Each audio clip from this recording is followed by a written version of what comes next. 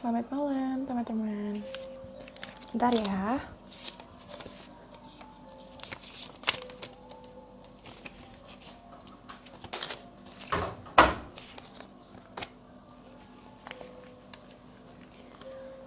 Hari ini kita akan kembali sharing bersama dengan narasumber kita. Sharing ilmu bareng FPB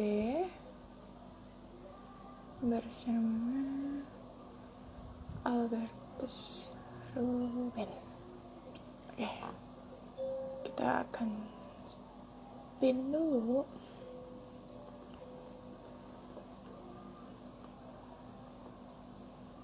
Oke, kita tunggu sebentar lagi ya teman-teman ya.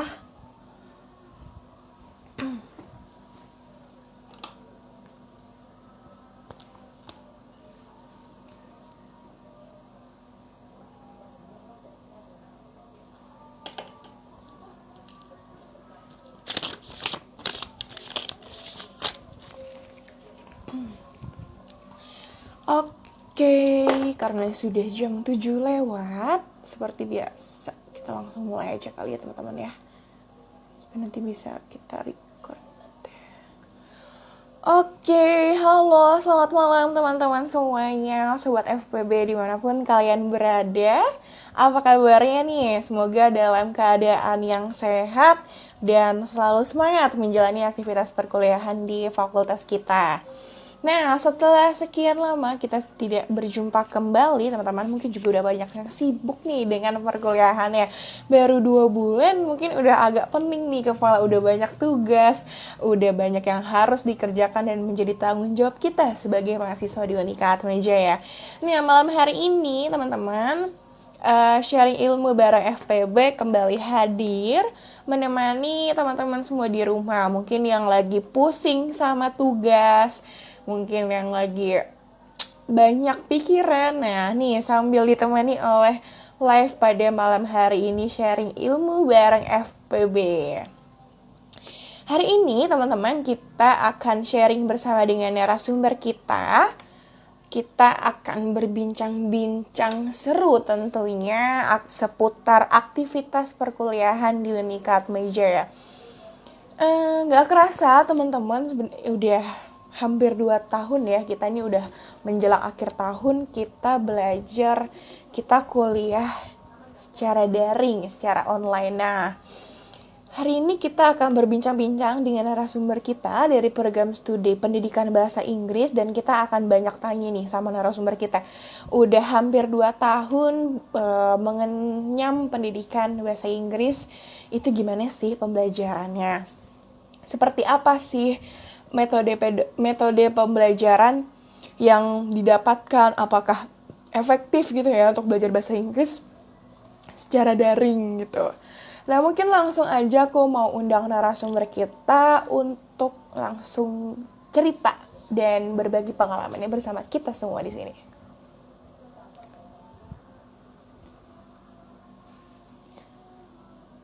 Narasumber kita. Oke. Halo Ruben. Hai. Oke, suara aku terdengar nggak? Iya, terdengar Paula. Oke, sebelumnya aku kayak dengar suara aku dari tempatmu gitu. Mungkin boleh kamu pakai headset atau yang lainnya untuk mendukung supaya suaranya nggak masuk. Ada nggak? Waduh, kok gak ada nih Paula. Aku headsetku lagi dipinjem sama adekku soalnya.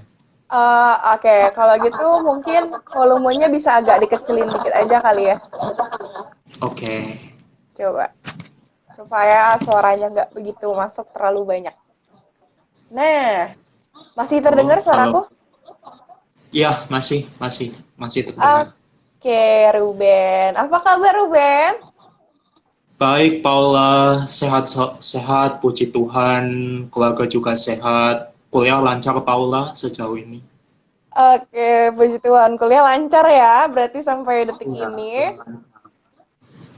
Oke, Ruben, sebelum kita lanjut lebih dalam, mungkin boleh nih kenalin ke teman-teman semua. Ruben ini dari angkatan berapa, program studi apa, silahkan. Oke, halo teman-teman semuanya. Buat yang belum kenal aku nih, perkenalkan namaku Albertus Ruben Pandu Wicaksono. Teman-teman biasa manggil aku Ruben. Aku merupakan mahasiswa program studi pendidikan bahasa Inggris angkatan ke 2019 dan aku sekarang berada di semester 5 dalam studi aku di PPI. Salam kenal ya teman-teman semuanya buat yang belum kenal aku. Oke, Ruben dari Pendidikan Bahasa Inggris angkatan 2019. Nah, kita ini teman-teman kebetulan kita satu angkatan ya, Ruben ya. Cuman beda Iya. di program studinya aja. Kalau Ruben di PBI, aku di bimbingan dan konseling. Oke, Ruben.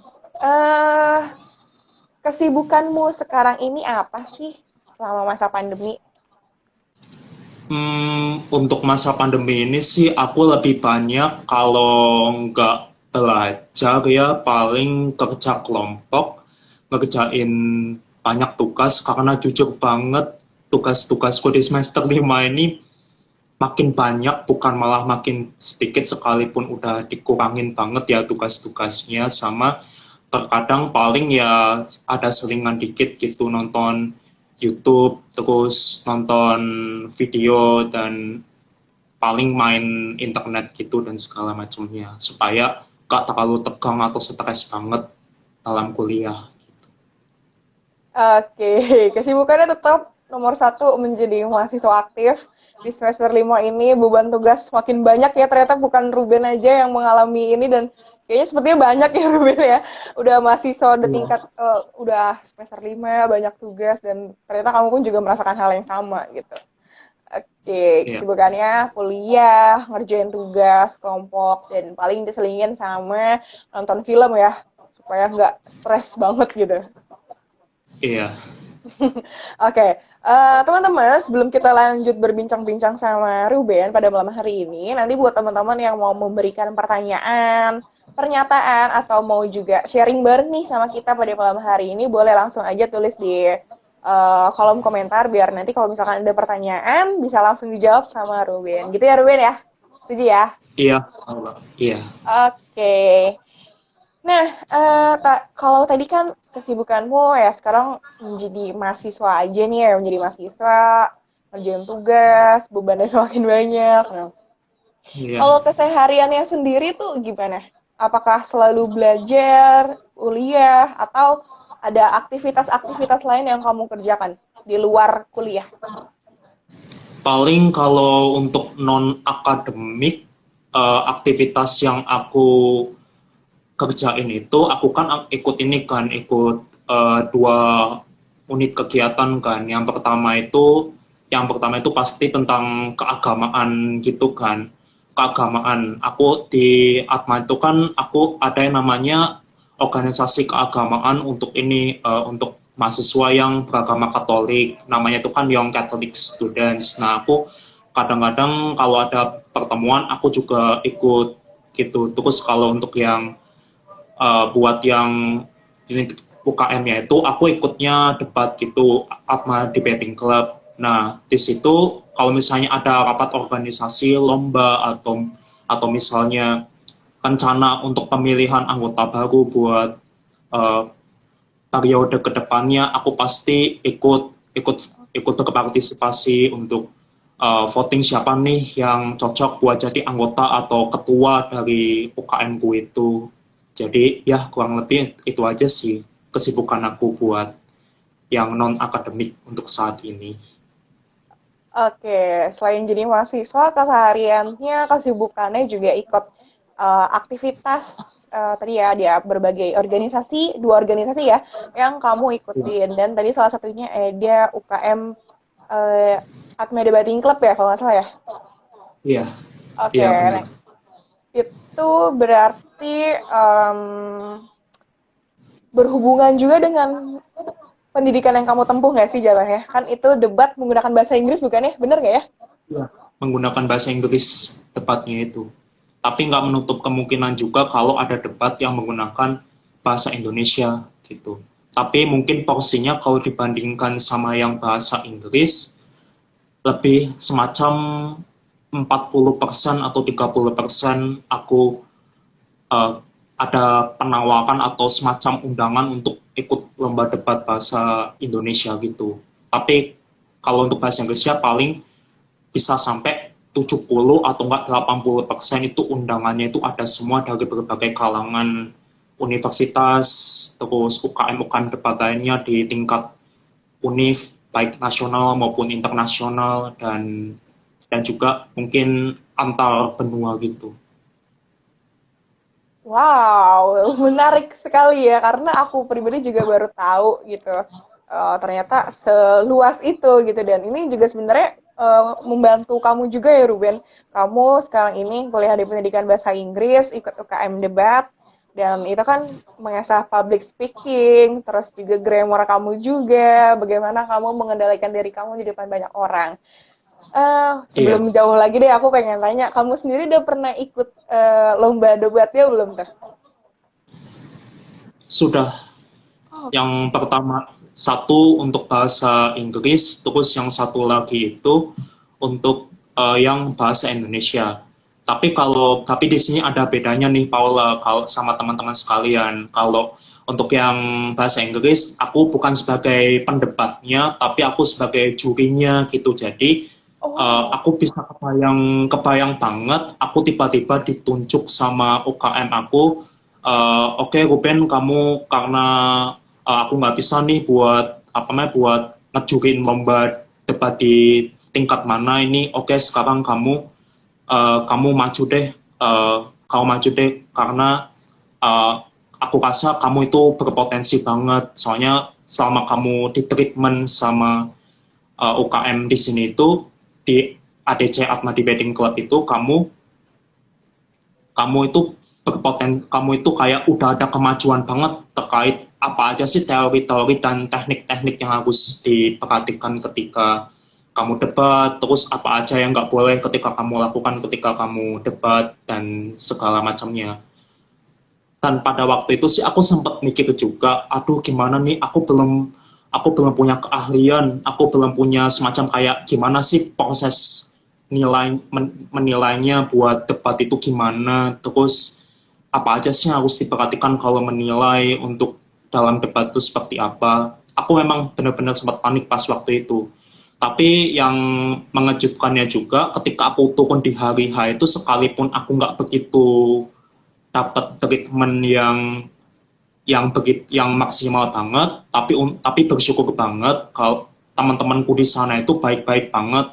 Jadi mereka benar-benar ngelengkapin banget apa yang aku nggak dapet di UKM aku itu supaya aku jadinya tahu apa aja yang harus diperhatikan untuk menilai orang ketika debat dan segala macamnya, sehingga nanti ketika pas aku pulang ke UKM aku bisa menerapkannya itu ketika nanti aku diminta untuk jadi juri untuk lomba debat di Atma atau enggak di universitas lain mewakili Atma dan segala macamnya.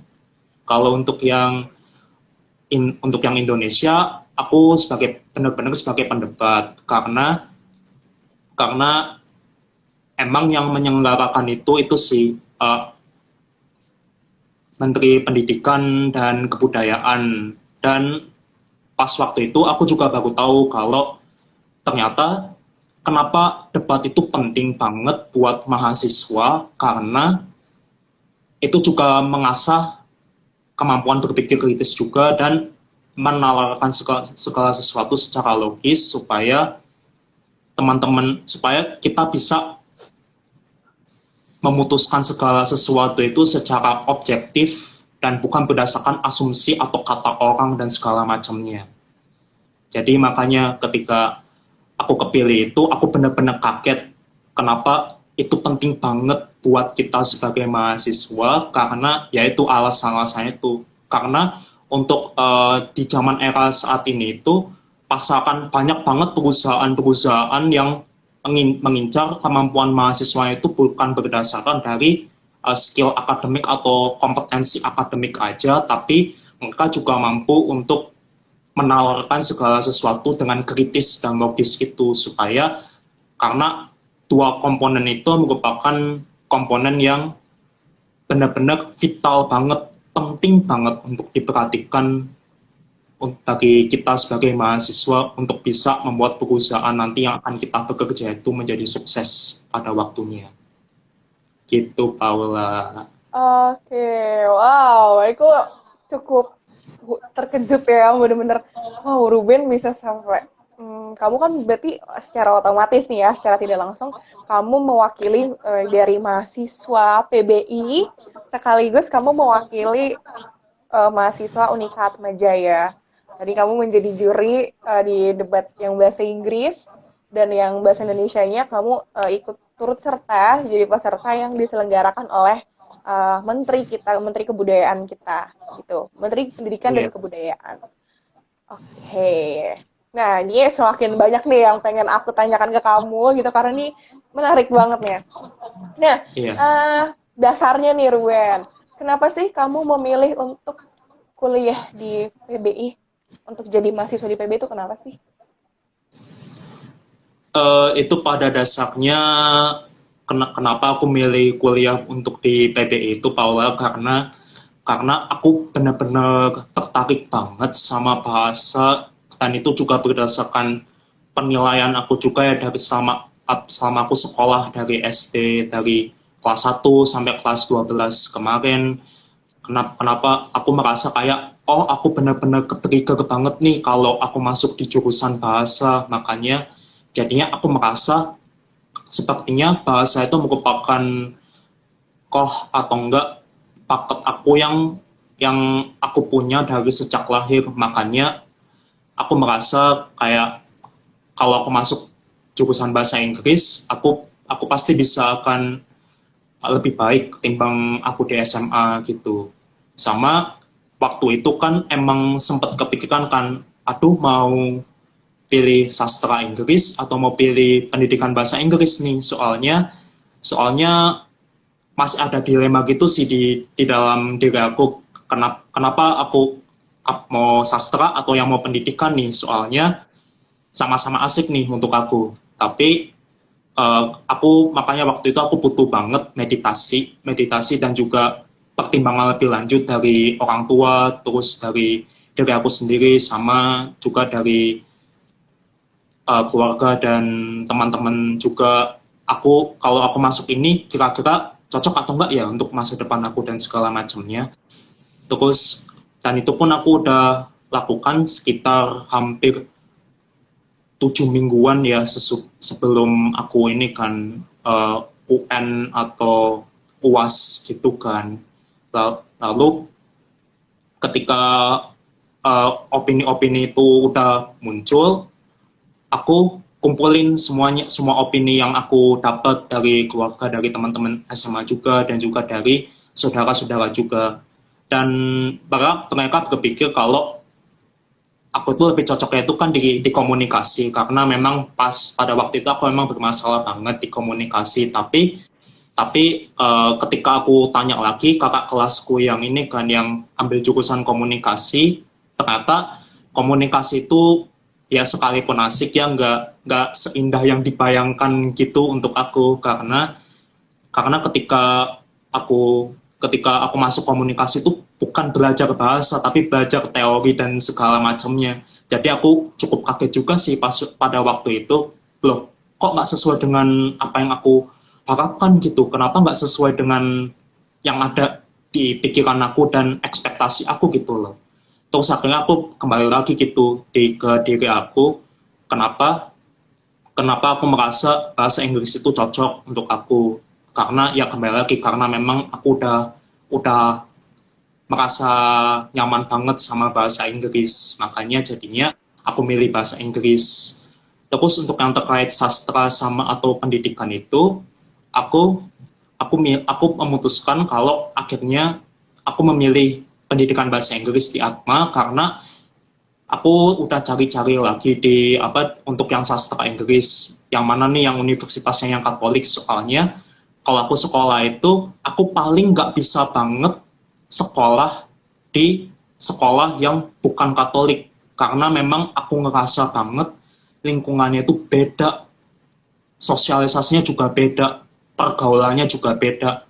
Dan kenapa aku tetap pilih yang Katolik untuk saat ini? Karena supaya aku mendapatkan pergaulan yang baik, aku mendapatkan akomodasi yang baik, aku mendapatkan cara cara mendidik yang baik dan segala macamnya.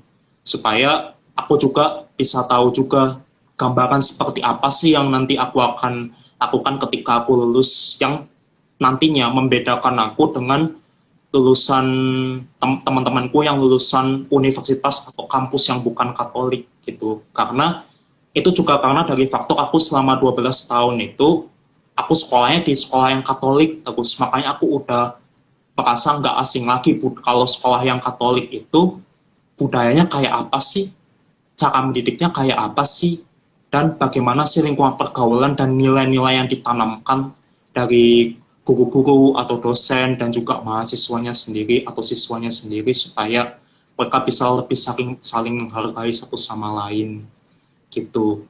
Makanya akhirnya setelah aku memutuskan untuk ambil pendidikan bahasa Inggris nih, udah kan aku langsung daftar kan, makanya terus aku langsung bilang bilang ke orang tua aku, mah, aku milih ini jurusan bahasa Inggris, jurusan pendidikan bahasa Inggris, bukan sastra Inggris. Ke kakak gimana? Mama sama papaku itu terkejut sampai mikirnya, loh kamu mau jadi guru toh kak? Enggak mah. Ternyata ketika aku sudah baca profilnya lulusan PPI itu kayak gimana, aku ternyata nggak harus jadi guru loh mah. Aku ternyata bisa jadi apa aja. Aku bisa jadi staff embassy atau staff kedutaan besar. Aku bisa jadi penerjemah atau interpreter. Aku bisa jadi instruktur bahasa Indonesia bagi orang asing. Aku bisa jadi entrepreneur juga. Pokoknya banyak deh mah yang akan aku bisa capai ketika aku lulus sebagai alumni PPI Atma Jaya, gak harus jadi guru. Ya udah, makanya setelah itu aku mulai memantapkan diri dan membuat komitmen dan membulatkan keputusan aku. Oke ya diriku, ini aku udah milih PPI Atma Jaya ya. Sekali aku pilih, aku harus tekunin sampai akhir. Tidak ada yang namanya bolos kuliah, tidak ada yang namanya skip mata kuliah, tidak ada namanya menyerah atau kalah sebelum perang, sebelum aku mendapatkan gelar atau nilai yang terbaik ketika aku menempuh di PPI selama masa studi aku untuk saat ini. Kurang lebih gitu Paula dan teman-temannya, kenapa aku bisa milih PPI pada akhirnya. Oke, berbagai macam lika-liku yang dihadapi dari SMA, tanya keluarga, tanya teman, tanya kakak kelas, itu banyak pertimbangan yang akhirnya mikir, aduh, mau ambil sastra atau pendidikan bahasa Inggris nih ya. Tapi akhirnya Ruben dengan mantap memilih pendidikan bahasa Inggris di Unika Atmajaya. Walaupun tadi orang tua sempat terkejut ya, kamu mau jadi guru nantinya gitu. Walaupun memang pada dasarnya basic kita di sini adalah dididik untuk sebagai guru, tapi juga masih ada prospek kerja lainnya gitu yang tidak menutup kemungkinan kita bisa menjadi uh, bidang pekerjaan yang lain gitu ya Ruben ya. Iya, iya Paula. Oke, tadi kamu udah cerita tentang berbagai macam lika-liku kamu untuk mau kuliah di PBI dan mematapkan untuk kuliah di program studi pendidikan bahasa Inggris. Nah, sekarang mau tanya nih ya, setelah 5 semester ini, 2 tahun lah ya, 2 tahun nggak sih kita 2 tahun ya udah kuliah, Iya, 2 tahun. nggak kerasa 2 tahun kuliah di Oh, 2 tahun PBI. kuliah. Bagaimana tuh selama kamu kuliah di PBI, suka dukanya mungkin atau pengalamannya, terus kuliah di PBI itu seperti apa sih? Mungkin mungkin orang-orang mikir PBI melulu kan belajarnya bahasa Inggris mulu ya Ruben ya. Terus waduh, Iya. galak-galak nih kalau kita nggak bisa bahasa Inggris, kena omel misalkan ada aja yang pandangan seperti itu. Nah, gimana nih 2 tahun kuliah di PBI Atmajaya, apa yang sudah Ruben dapatkan gitu? Pengalamannya, mata kuliahnya, ilmu-ilmunya gitu. Silahkan Ruben. Oke, untuk ini aku mulai dulu dari asumsi dan persepsi semua orang yang menganggap, aduh, buat apa sih kuliah di PBI itu, buat apa sih kuliah di bahasa Inggris itu, kan gampang, tinggal les dan segala macamnya. Nah untuk itu eh, aku sempat mikirnya itu juga, wah kayaknya pasti bakal cepet lulus nih dan segala macamnya, karena memang pelajarannya kayak semacam mengulang apa yang udah aku pelajarin selama 12 tahun aku sekolah di SMA ini. Tapi ternyata begitu aku masuk atau menginjakkan kaki di PPI itu, aduh ternyata tidak tidak kelihatan seperti nampaknya, tidak tidak seindah seperti yang dibayangkan. Bahkan pelajaran mata pelajaran atau mata kuliah yang aku tadinya anggap gampang itu ternyata ribet juga itu, karena kita diminta untuk bukan bisa nebak-nebak buah manggis ya, kalau untuk menjawab dan mengidentifikasi jawaban materi di mata kuliah yang bersangkutan ya. Soalnya itu ada teori-teorinya juga loh, itu ada step-stepnya juga loh, kenapa jawaban ini tuh bisa jawabannya begini, karena menurut pandangan siapa itu si itu ternyata mengacu kepada konteks tertentu dan segala macamnya, makanya jawabannya nggak bisa sembarangan gitu. Karena soalnya selama 5 semester ini itu aku ngerasain banget bedanya belajar bahasa Inggris ala anak les kursusan, ala anak SMA-an, dan juga ala anak kuliahan.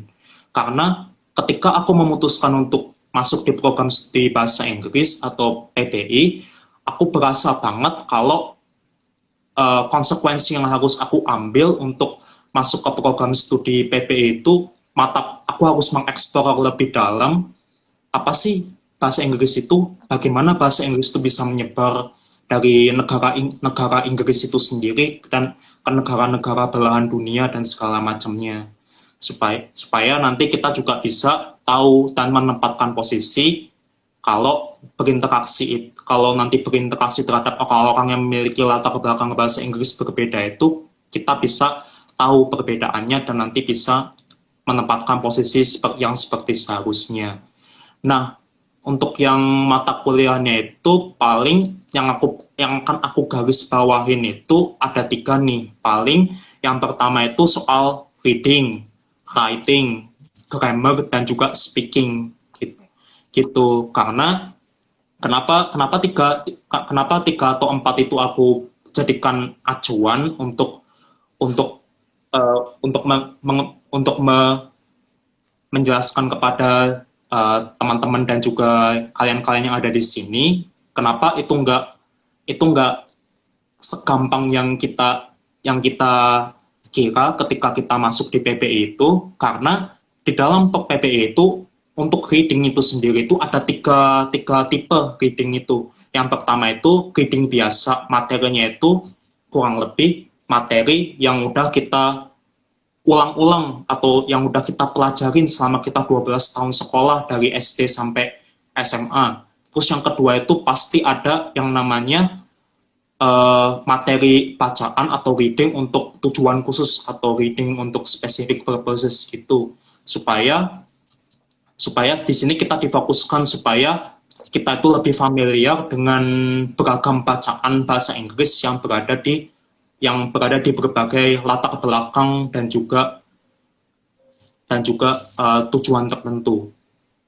Yang ketiga, ini yang paling berat sih menurut aku sih, scientific article atau artikel ilmiah. Kenapa? Karena materi ini itu nggak ada di sekolah ketika aku SD sampai SMA dulu, dan aku baru dapet itu di SMA, di kuliah, maksudnya di kuliah. Makanya dari itu aku sempat pesimis banget nih, aduh, readingnya soal scientific article lagi. Waduh, kalau nanti nggak lulus nih, ya udahlah, gak apa-apa lah, yang penting udah tahu. Tapi tanpa aku sadari itu dosennya itu baik banget. Dosennya itu considerate banget sama mahasiswanya. Jadi kita bisa nanya secara bebas kalau Pak, Bu, aku masih kurang aku masih kurang ngerti nih soal materi reading yang ini nih, yang bicara soal cara mengajar bahasa Inggris. Kira-kira ada nggak strateginya untuk bisa baca artikel bacaan ilmiah secara efektif? Pasti itu dijelaskan karena memang hal itu merupakan hal baru ya buat aku dan juga teman-teman PBI aku yang lain.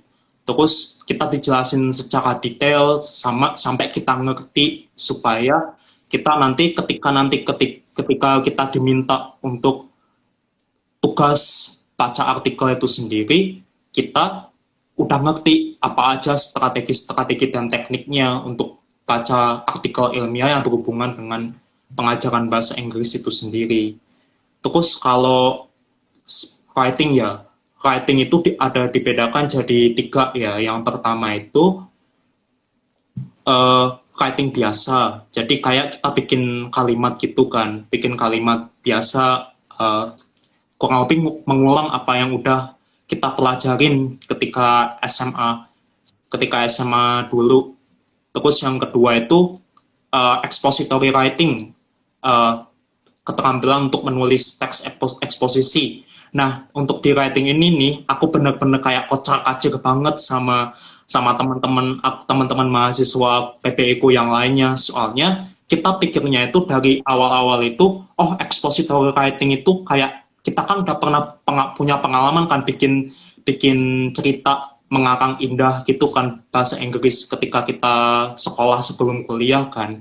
Makanya ketika kita diperkenalkan itu semacam mata kuliah itu, kita langsung optimis. Waduh, kayaknya akan lulus dengan mudah nih kita. Soalnya kan kita cuma mengulang aja apa yang udah kita pelajari selama kita di SD sampai SMA itu. Tapi ternyata kenyataannya enggak, terutama habis UTS. Soalnya habis UTS itu kita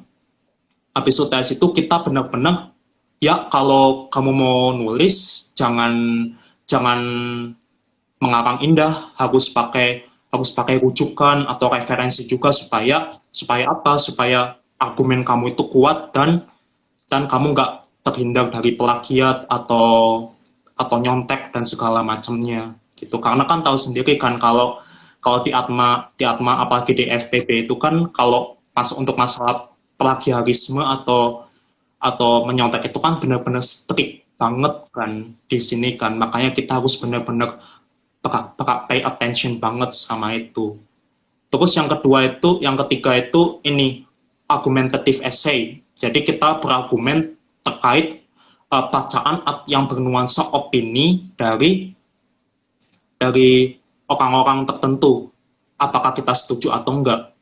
Dan yang paling menyenangkan nih kalau di keterampilan menulis argumen itu atau argumentative writing itu, kita itu nggak ada benar nggak ada salah. Yang penting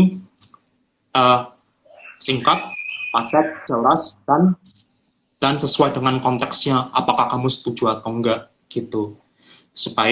Karena kalau kamu menyatakan sesuatu, oh aku nggak setuju nih sama opini si author yang ini nih atau si penulis yang ini nih, tapi di sisi lain argumen kamu itu nggak kuat, ya berarti nggak valid nanti argumennya dan nggak bisa berdiri sendiri sekalipun itu writing ya. Makanya kita harus benar-benar banyak baca juga sih supaya kita tahu kalau kita mau mengembangkan suatu argumen yang menurut kita setuju atau nggak setuju, kita harus ada pendukung dan juga dasarnya juga terkait argumen kita itu. Terus yang terakhir nih, speaking. Speaking itu kan ada 3 juga ya. Kalau speaking itu yang pertama, speaking dasar ya, atau berbicara dasar. Nah, kurang lebih sama seperti yang di reading dan writing juga, itu mengulang apa yang udah aku pelajari di sekolah. Terus yang kedua itu speaking untuk ini kan, untuk keperluan akademik kan. Nah, itu susah karena aku nggak dapat itu ketika aku sekolah. Makanya, pada waktu itu aku benar-benar pay attention banget sama teman-teman aku kalau kita mau berbicara sesuatu yang akademis, kita harus berbicaranya itu sebisa mungkin efektif dan nggak terlalu bertele-tele gitu supaya kita kita nanti ketika kita mengajar ke siswa atau murid-murid kita terbiasa berbicara yang efektif dan juga singkat padat jelas gitu. Terus untuk yang ketiga ini itu pertama public ada dua ya. Yang pertama itu keterampilan berbicara di depan umum sama yang kedua itu ini keterampilan berbicara secara lisan. Jadi itu keterampilan itu kita nggak ada persiapan, nggak ada benar-benar waktu untuk menyiapkan diri. Jadi kita harus belajar untuk berpikir cepat gitu.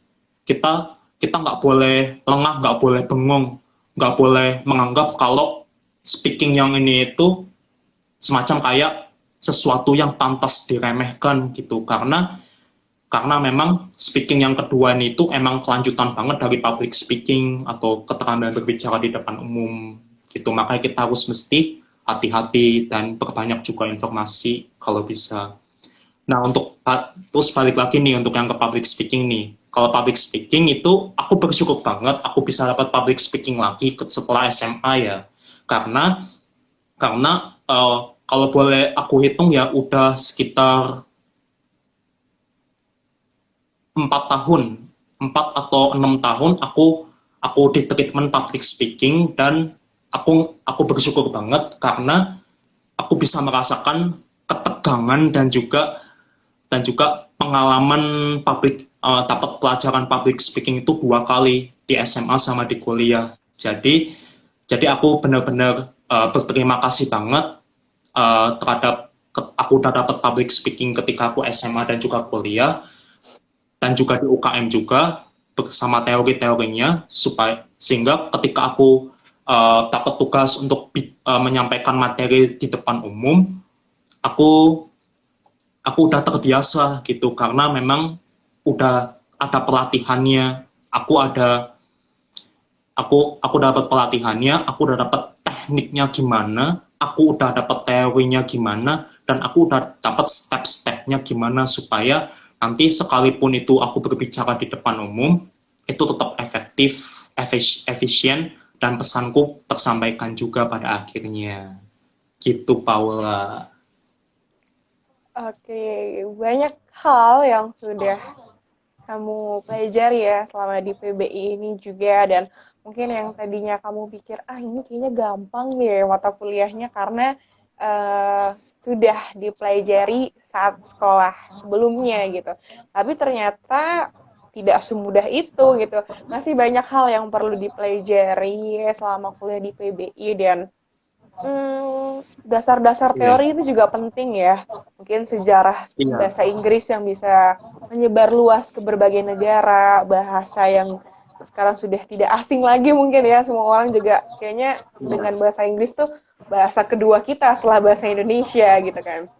iya, Dan juga tadi kamu sedikit cerita kalau misalkan Bapak Ibu dosen di PBI ini juga membantu mahasiswanya kalau misalkan ada kesulitan. Tadi kamu juga cerita kamu sesekali sering bertanya juga ya kepada Bapak Ibu dosen iya, terkait mungkin iya, materi yang belum kamu pahami seperti itu.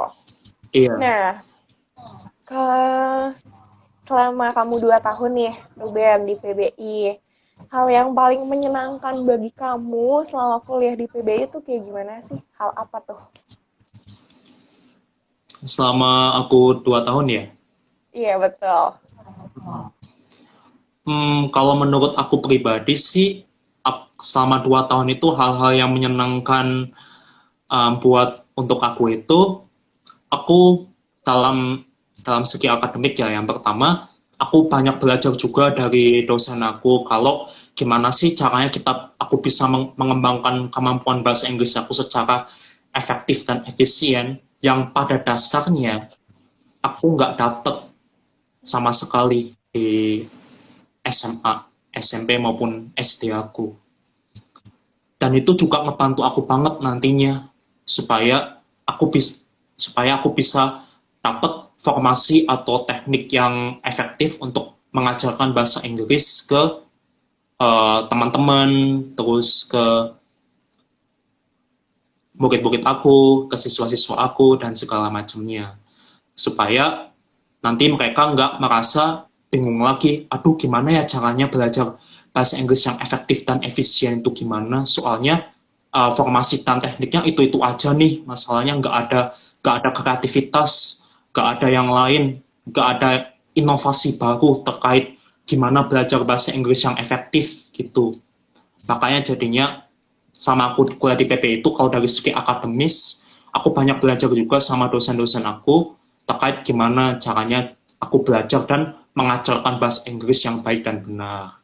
Terus kalau yang dari non-akademik itu, aku bersyukur banget karena teman-teman aku itu ketika aku tanyakan gimana sih rasanya belajar bahasa Inggris dan juga apa sih teknik-teknik yang kamu dapat ketika kamu belajar bahasa Inggris gitu, mereka itu nggak pelit banget untuk kasih informasi ke aku supaya jadi aku ada semacam insight baru yang aku dapatkan supaya aku bisa merefleksikan diri, oh kalau aku pakai cara seperti ini untuk belajar bahasa Inggris di kuliah, kira-kira efektif nggak? Kira-kira masih masuk akal nggak? Masih relevan nggak untuk saat ini? Supaya aku ada sesuatu yang baru, tapi tidak meninggalkan yang lama juga. Karena aku juga sadar kalau bahasa Inggris di kuliah itu memang benar-benar beda dari apa yang aku udah pelajari selama aku 12 tahun sekolah kemarin itu. Makanya itu juga penting banget supaya aku bisa mendapatkan pola belajar baru ketika aku belajar bahasa Inggris supaya aku bisa menerapkan cara itu nanti ketika aku membantu teman-teman dan juga murid-murid aku pada akhirnya. Sama paling terus ya kalau untuk pergaulan ya, kalau pergaulan itu teman-teman aku bersyukur banget karena aku dapat teman-teman yang peduli dan juga baik banget sama aku. Karena setiap kali kalau aku ada yang nggak ngerti, aku sering nanya ke mereka, dan mereka juga ramah-ramah juga orangnya sama aku, dan gak menutup kemungkinan kalau kalau mereka akan ngajarin aku sampai aku ngerti bagian mana yang aku nggak tahu gitu.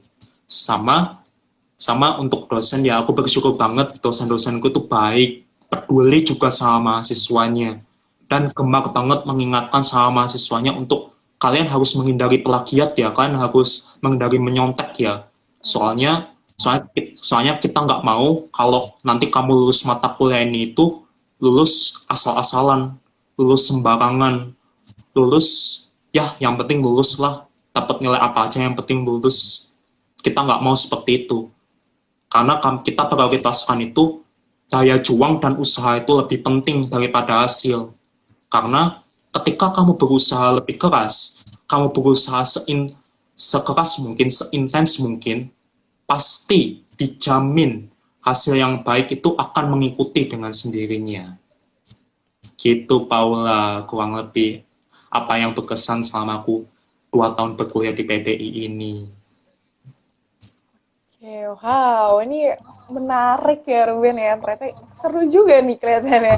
Kamu, Bapak Ibu dosen memberikan banyak hal yang belum kamu dapatkan, dilatih secara baik, pelan-pelan, alon-alon asal kelakon katanya kalau kata Iya, orang Jawa gitu ya. Alon-alon asal kelakon. Terus teman-teman iya, iya. juga suportif, membantu satu sama lain kalau ada hal-hal yang dirasa kita nih nggak paham ini apa maksudnya gitu, tapi ternyata baik bapak ibu dosen dan teman-temannya juga selalu membantu membimbing bareng-bareng gitu ya, dan itu menjadikan sesuatu yang sangat menyenangkan buat Ruben selama menempuh pendidikan di program studi pendidikan bahasa Inggris. Wow, hebat-hebat.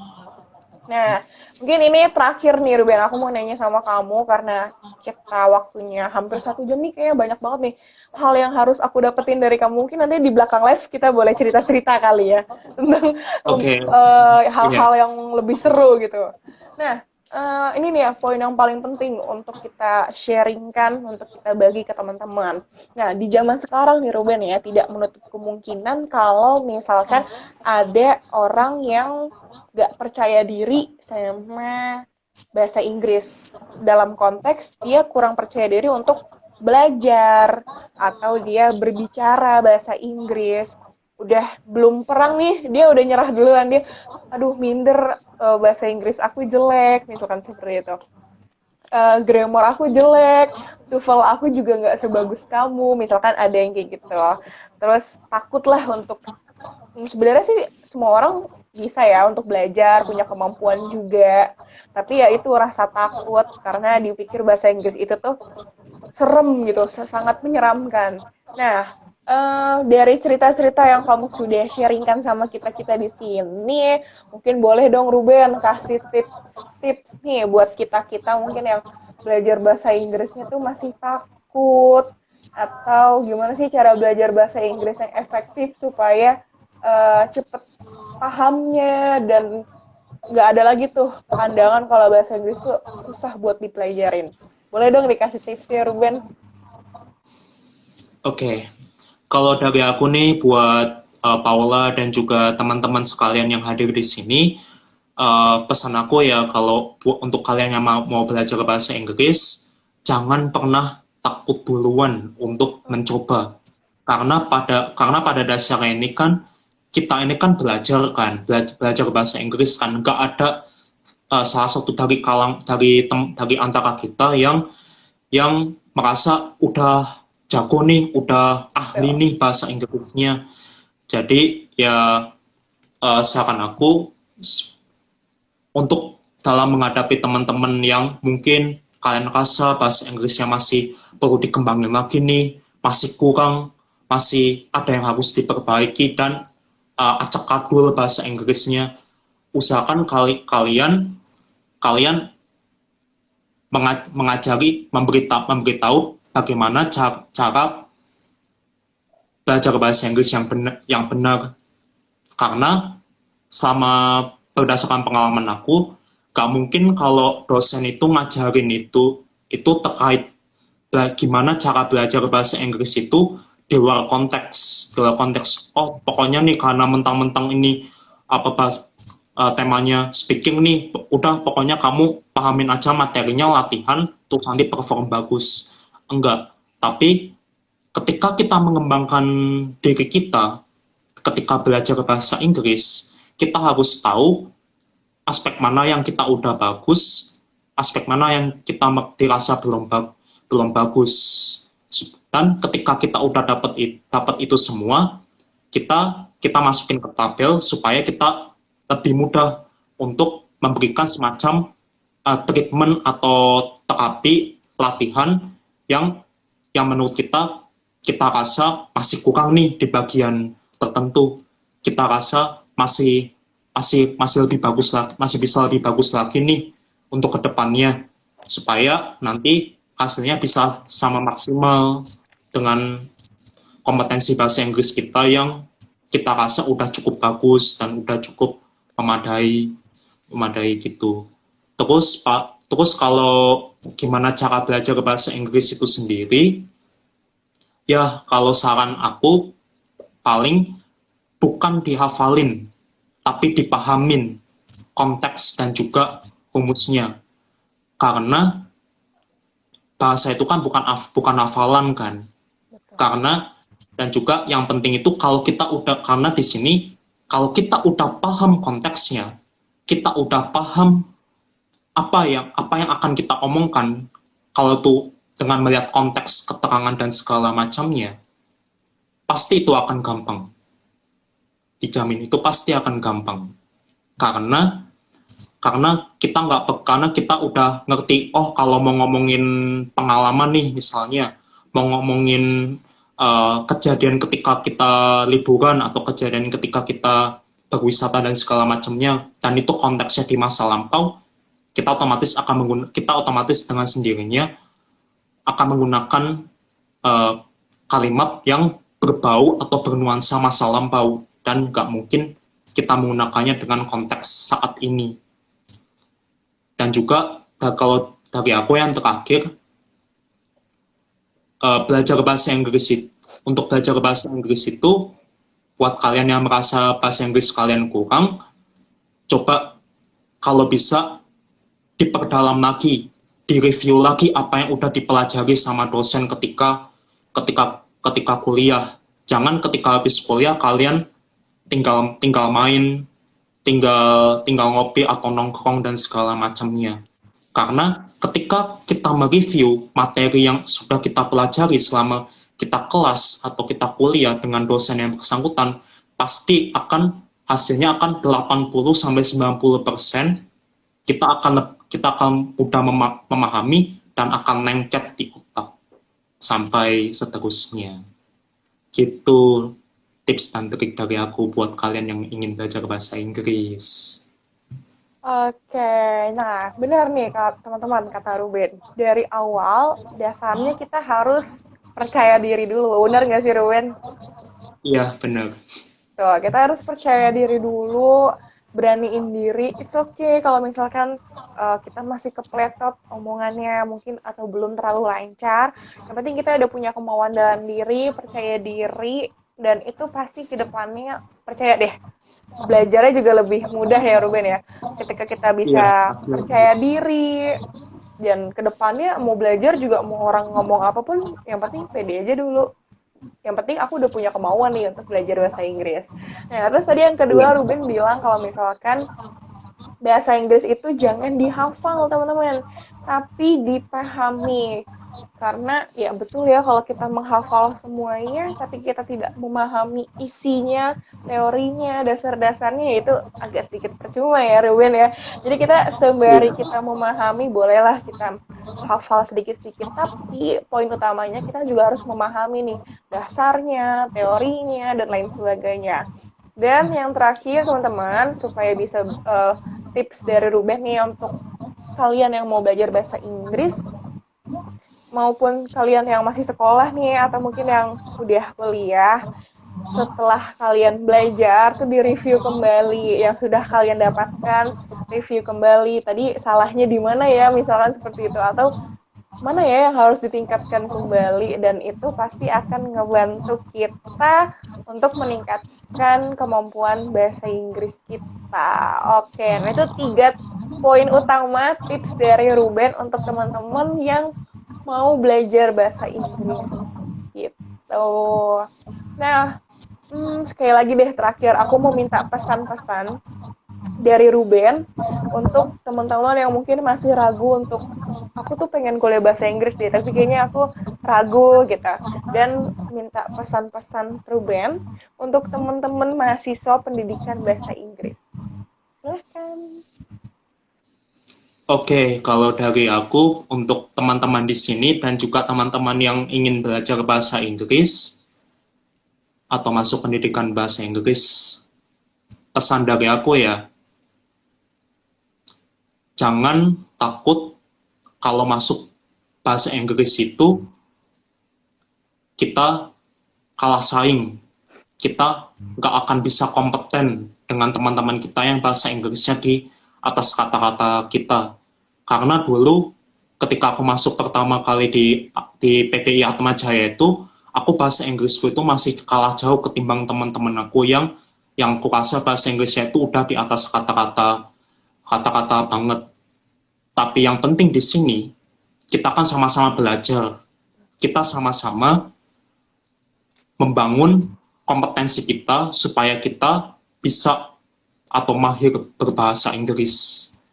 Karena di sini itu kita akan dilatih bagaimana kita bisa berbahasa Inggris yang benar, kita bisa mempelajari bahasa Inggris dengan cara yang efektif dan efisien, sehingga kita bisa setara atau mungkin lebih atau menyamai dengan teman-teman kita yang menurut kita level bahasa Inggris kita itu sudah level bahasa Inggrisnya sudah di atas kata-kata. Dan yang terakhir, kalau pesan aku itu jangan didengerin omongan orang yang menganggap kalau kamu kalau kamu gak cocok masuk bahasa Inggris karena alasan tertentu.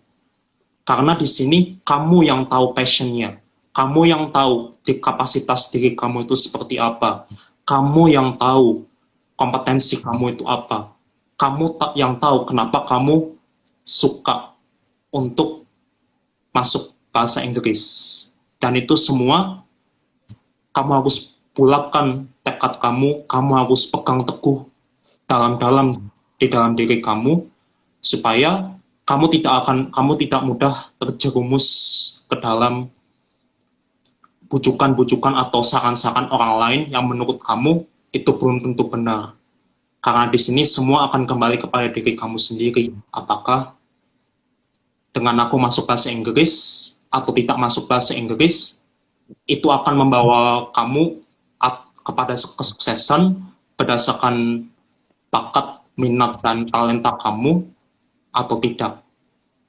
Karena di sini peran pengertian akan diri sendiri dan juga analisis terhadap diri sendiri itu penting supaya kita bisa tahu apakah dengan kita mau kuliah di jurusan yang bersangkutan, kita akan mampu menikmati dan senang pada akhirnya. Karena bagi aku percuma kalau kalian tidak masuk jurusan yang menurut kalian ternyata ribet atau tidak seindah yang dibayangkan, nanti ujung-ujungnya akan menjadi beban kalian sendiri dan juga orang tua pada akhirnya. Itu saja pesan dari aku. Terima kasih. Oke, bener nih ya teman-teman ya, yang mungkin nih punya saudara, sepupu yang mau kuliah pendidikan bahasa Inggris dan ragu, mungkin boleh nih setelah ini kasih siaran ulang ini, tips-tips dari Ruben, pesan-pesan dari Ruben.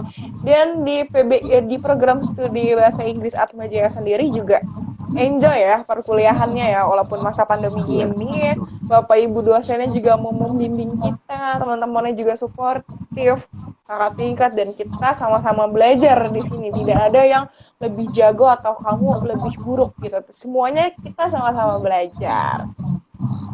Oke, Ruben, nggak kerasa nih udah 1 jam kita bincang-bincang, udah sharing pengalaman bersama kamu nih seputar perkuliahan di pendidikan bahasa Inggris, dan kamu tadi juga udah kasih tips-tips yang ini tuh sangat membantu kita juga teman-teman mahasiswa supaya lebih mengembangkan kemampuan berbahasa Inggrisnya. Oke, terima kasih banyak Ruben untuk waktunya yang sudah diberikan di kesibukan kamu, masih mau sharing bersama kita. Lancar terus kuliahnya ya, lancar kuliahnya, organisasinya, nilainya juga selalu baik ya. Thank you Ruben, jaga kesehatan selalu.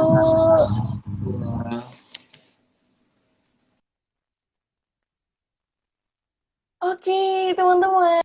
Gimana nih? Kita udah sharing bareng sama Ruben terkait perkuliahan di program studi pendidikan bahasa Inggris. Dan tadi juga Ruben udah memberikan nih tips-tips bagaimana kita kalau mau belajar bahasa Inggris yang baik. Tadi ada 3 poin utama ya teman-teman ya.